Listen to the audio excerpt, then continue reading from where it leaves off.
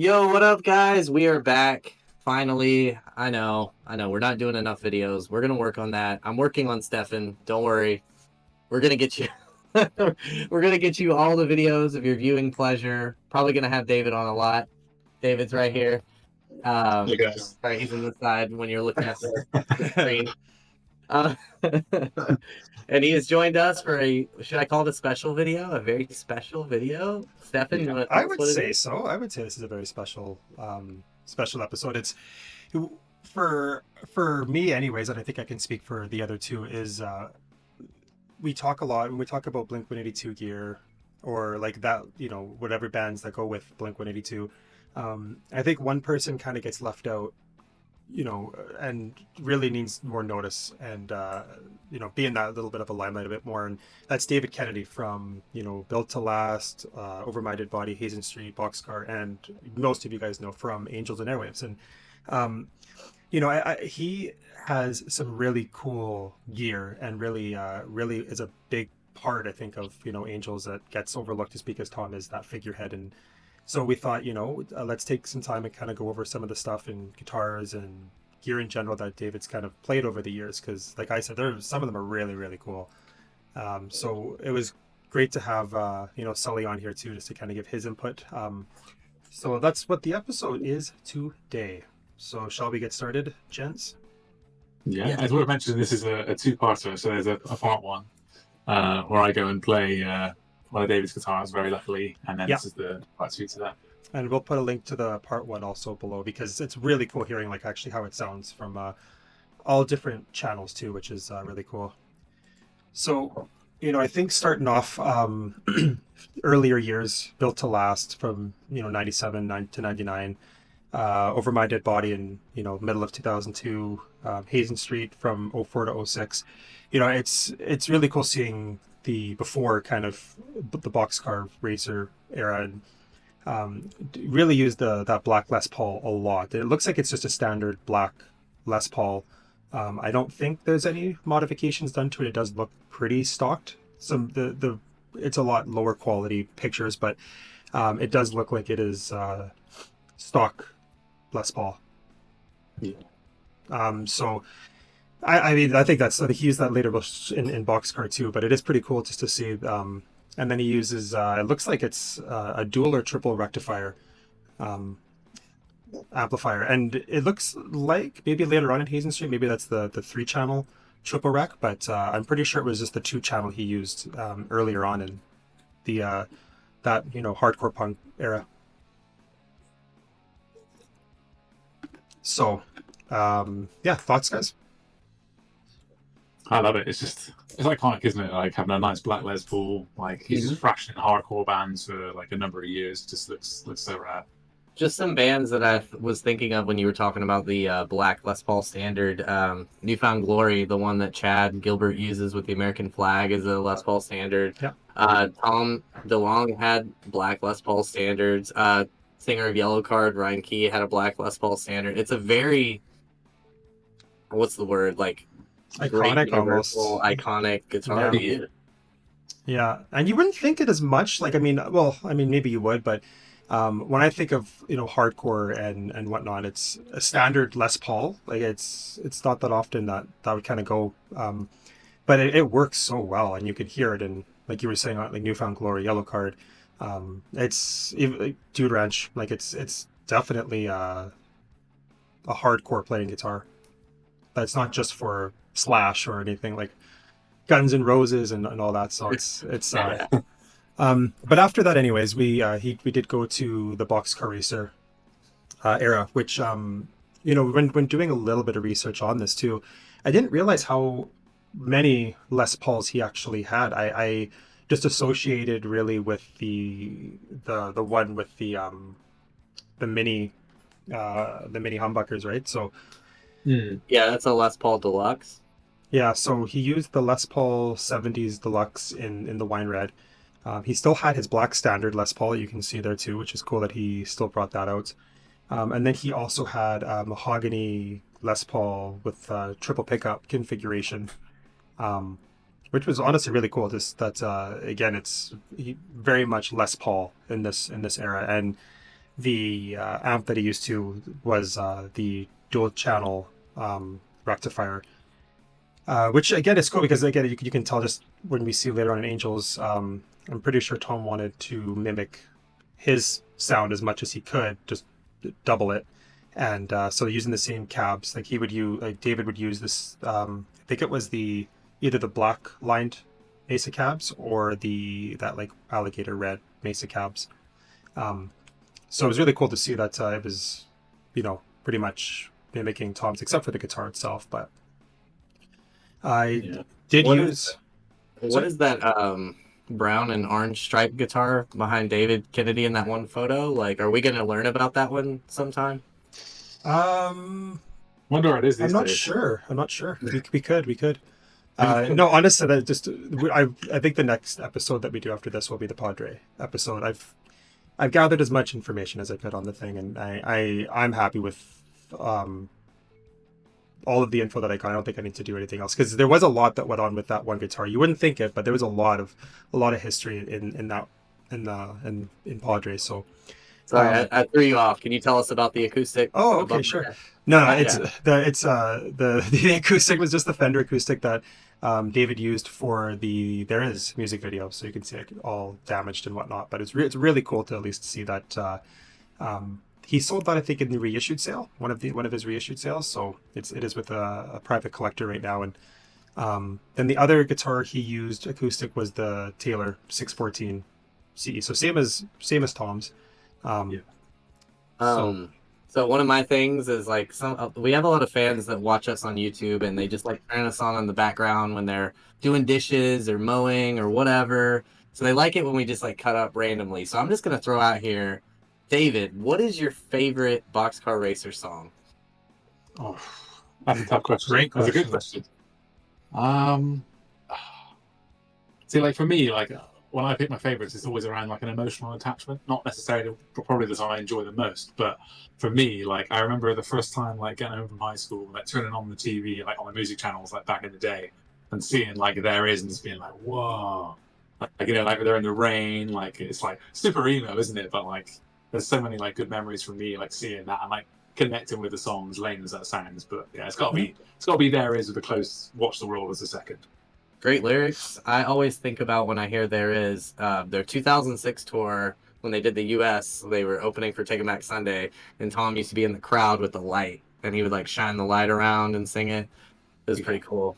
What about you, Stefan? I hate to copy Sully, but it's Watch the World for sure is my I think my number one. And what really got me into that song more so is when it was one of those like the cheetah videos when he's playing it acoustically on the bus, and it's like the There Is intro, and then the chord progression kind of switches to like the Watch the World verse progression. So for me that's one of my favorite songs of all time. But Watch the World for sure. There is what really like I feel so obviously was the first song, and it was great to hear it. It was awesome, and it was like, man, this is so different and whatever. But watching like Leno and I think it was Kilborn when they were playing There Is like live, that for me also was peak for me at the time. And it was peak Tom, and he had the Macbeth shirt, the Atticus hat, the Dickie pants, the 614 CE with all the writing and stuff on it. Like it's burnt in my brain. But Watch the World, I think, just for lyrics and just overall sound for sure is. Yeah. What about you, Brian? For me, I'm really into Rancid a lot right now, and I really like Cat Life Thief. It just is an awesome song. There's a photo of them playing it together, but no video. I would love to hear audio or see video of it. That'd be crazy. Yeah. There's That's probably wishful thinking. There's an AI. I forget what his name was, but DeLong Sign.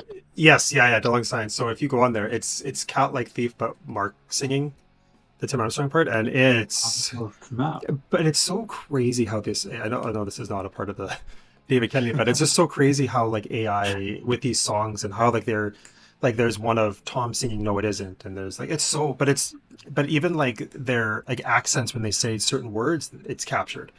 It's trippy. Like you honestly have to listen to it, but it's really good.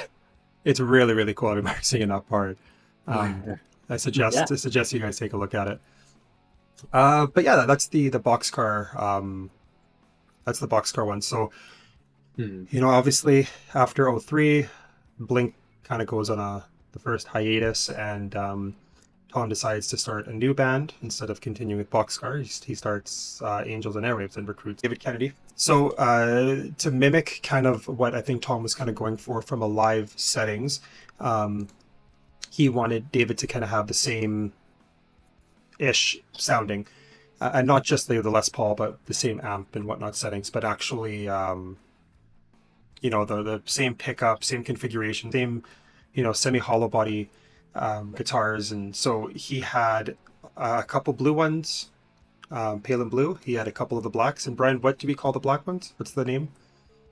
I forget. It's some kind of gloss, like a ebony gloss or something. It has a little bit of sparkle in it. I'll try to see while you're telling us about it.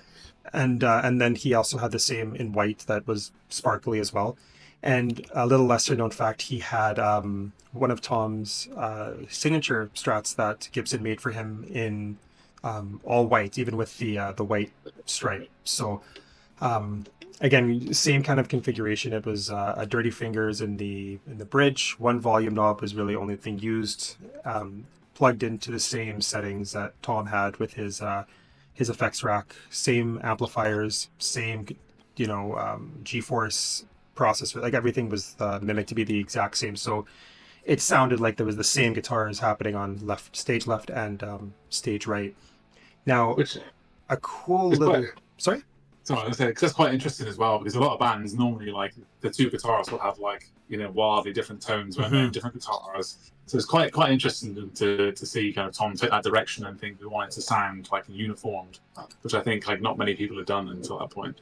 Absolutely, yeah, absolutely. It was and it's cool to see that it's not just him using the same guitar too. Like he did put a kind of his own thing on it. And a cool little tidbit about these Gibson Diamonds is, from what I was told, these were the ones that started out as the Dave Grohl signature line. So you can kind of see that in his DG335, right? It's still same colors that he's moving now, obviously with the white, but the pale and blue and the black, except it just doesn't have obviously the burst buckers. At least I think so. Anyways, did we decide, Brian, what pickups were in them stocked? Are they 59? I think on the stock is a 57 classic. 57, yeah. Like you were saying, these are limited run from 2006. They only made them 1 year in Ellen Blue, the white pearl and the black pearl. And the blue is the only one that has the silver hardware. The white and black have gold. They made them with a Bigsby and without. And I believe there are only 50 of the black and then around, I think, 100 of the blue and the white. They're really cool guitars. And like Stefan was telling you, tell the world, these were Dave Grohl prototypes. Like these were what were presented to Dave Grohl originally. And he wanted to mimic his red Trini Lopez. So it's a super cool guitar. I've had one in the past. I would love to have one again. David Kennedy's has the DF in it, and then now it still has the DF in it with a metal cover over it. Justin put that over there, so it still has that in there. Just aesthetically, it looked a lot prettier having the two gold on it. But yeah, it's very much is the DG. It doesn't have obviously the Firebird headstock that he's known for, and with the Trini. But once you see it and once you know it, like you can't unsee it when you see these diamonds. That like, oh yeah, these definitely could have been a Dave Grohl, right? So it is really cool to see. And yeah, I think, I mean, out of these guitars anyways, like the white one is it's my favorite by far. Like just the white diamond, especially how it looks now. It's all aged and it's like yellowish. And I'm a big sucker. That's why I think, Brian, my favorite by far, I think my favorite guitar that you have is that, well, it's called Butterscotch, isn't it? Or what is the Buttercream? Buttercream, yeah. Just like it's supposed to look like a faded white.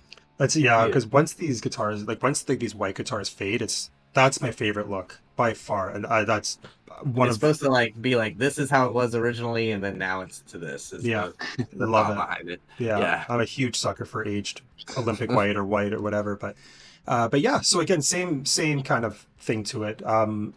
Did you talk about that white one above me yet? I was searching and I didn't know. So it was Tom's, I guess, fourth color that he had.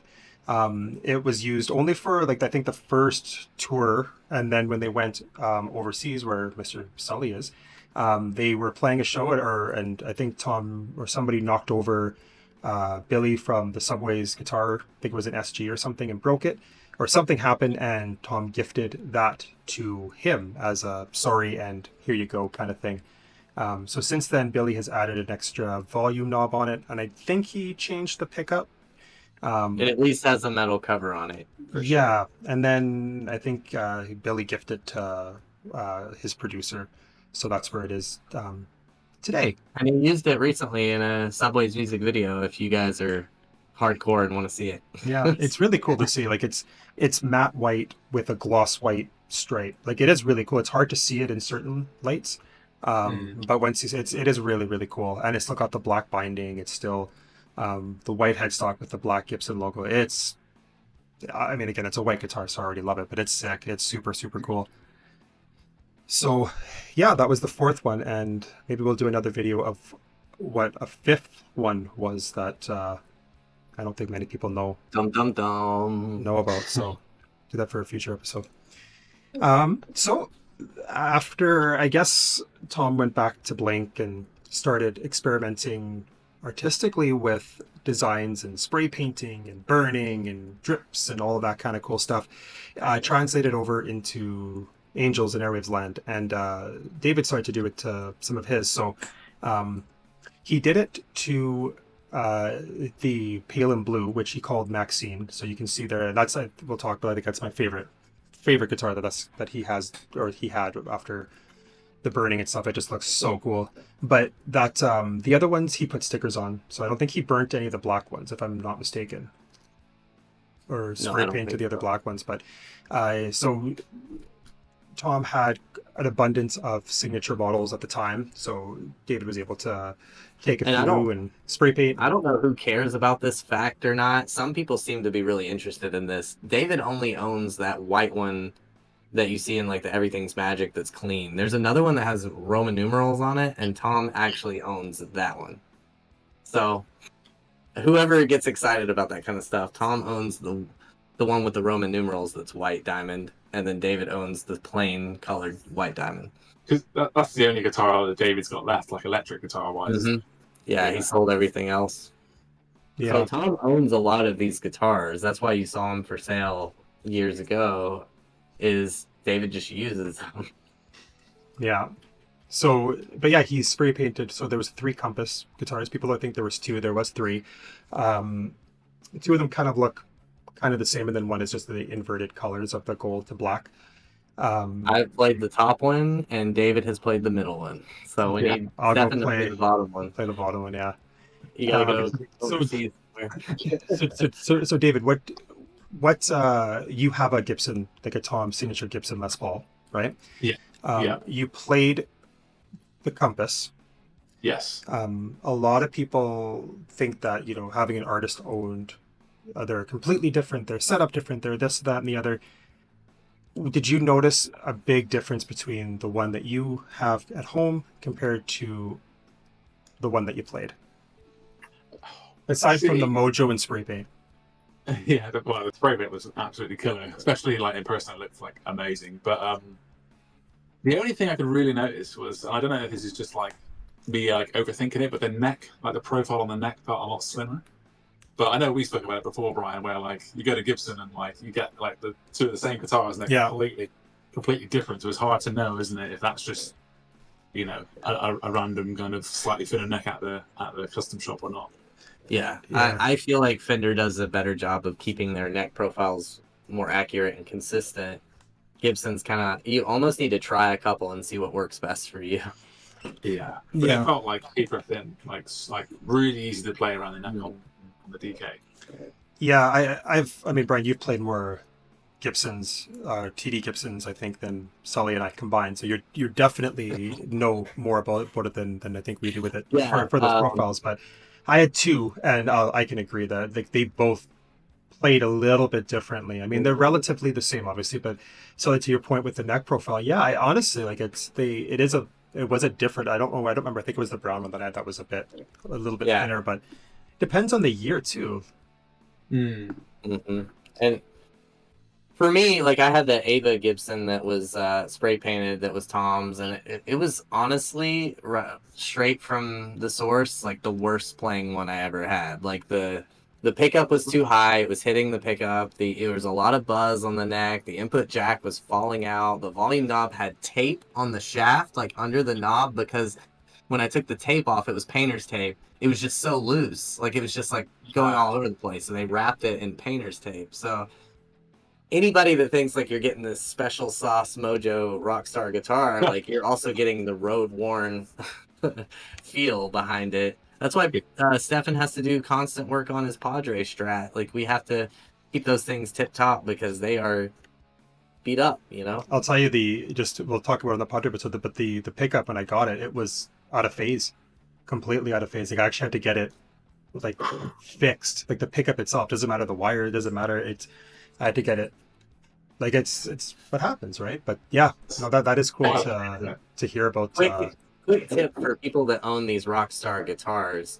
If you just keep them in the case and you never adjust the neck or the truss rod or anything, you're doing more damage to your guitar than taking it to a professional and having it adjusted, letting the wood breathe, Yeah. letting the oxygen out of the case so it doesn't oxidize all your metal parts. You're really doing a lot more harm protecting it and keeping it mint or whatever than you would be taking it out and taking care of it. It's like keeping a car in a parking garage forever. Like it's worse for it than driving it home. 100% agree. Just have to throw that out there. We know a lot of people that own a lot of these guitars and they won't even touch them.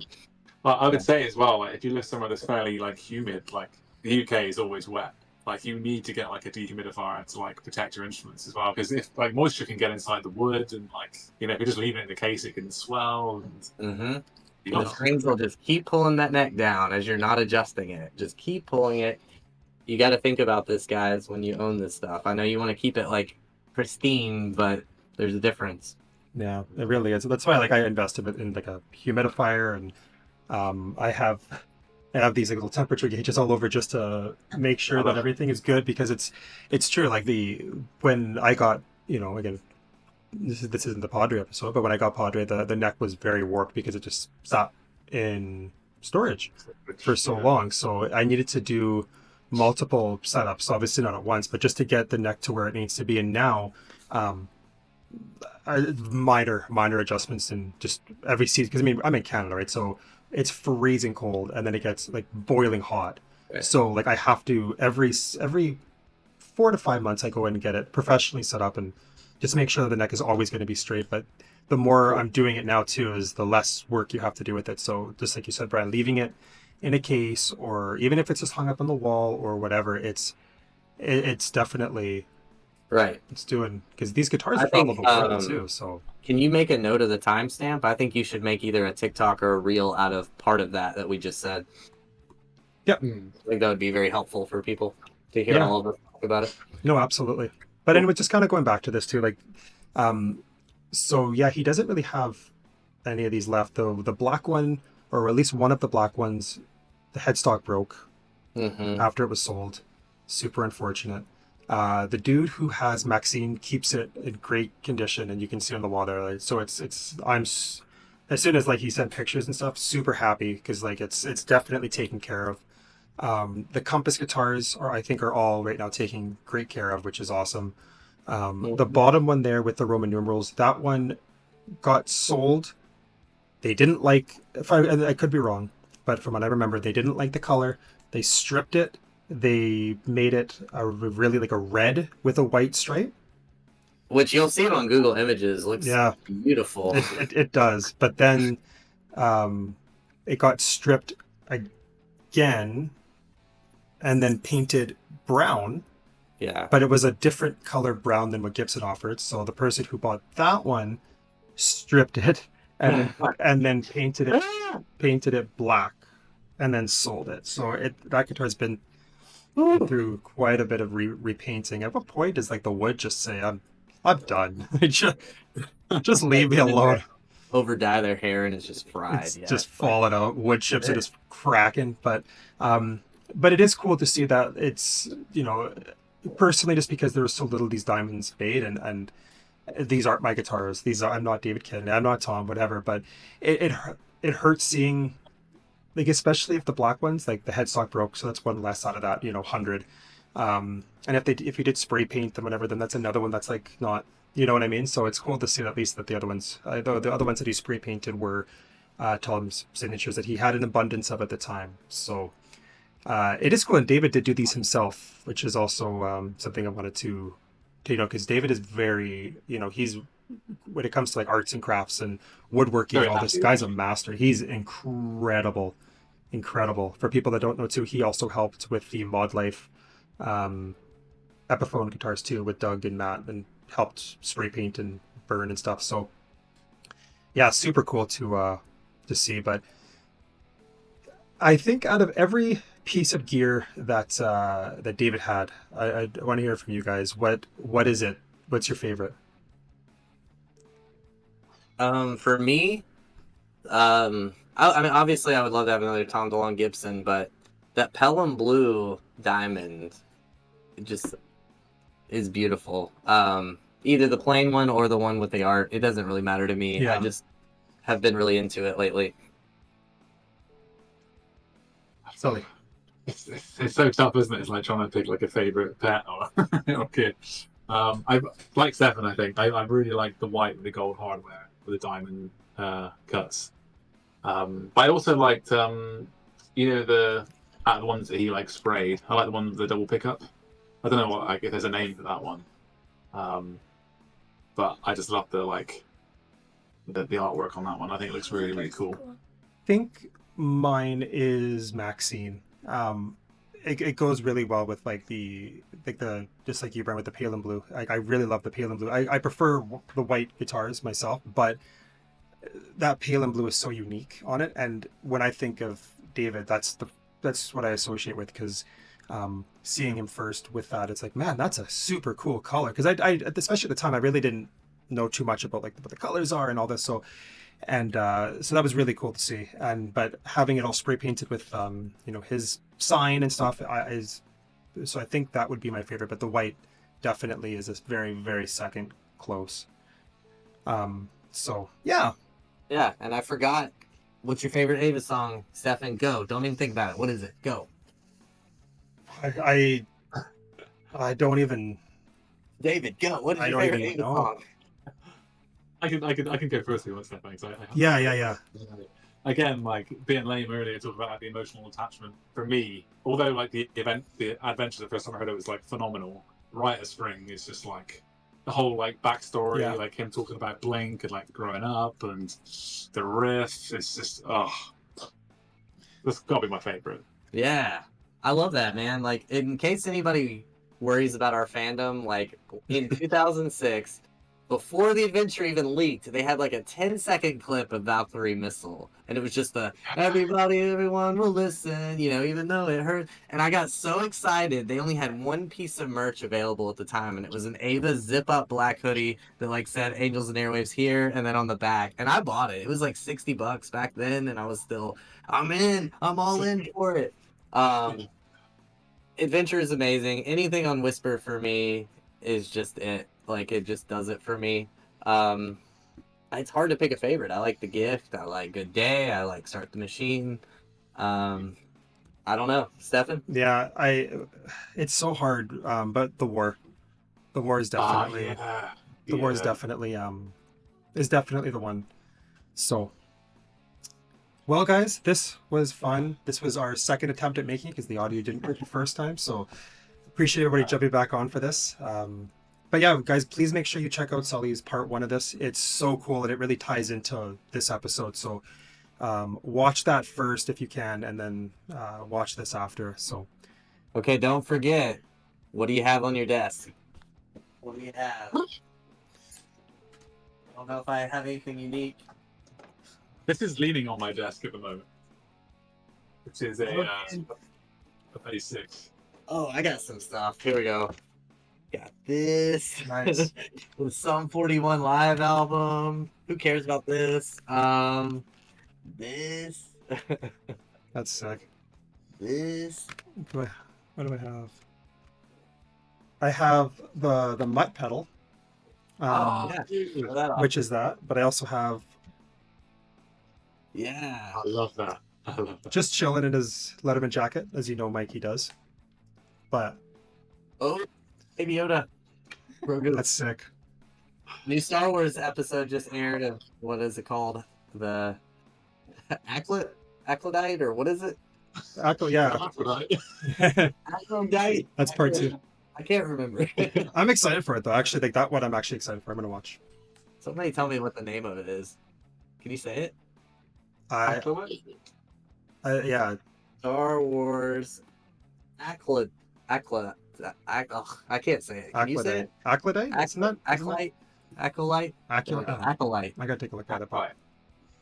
So we all will be watching this and then pronouncing it correctly.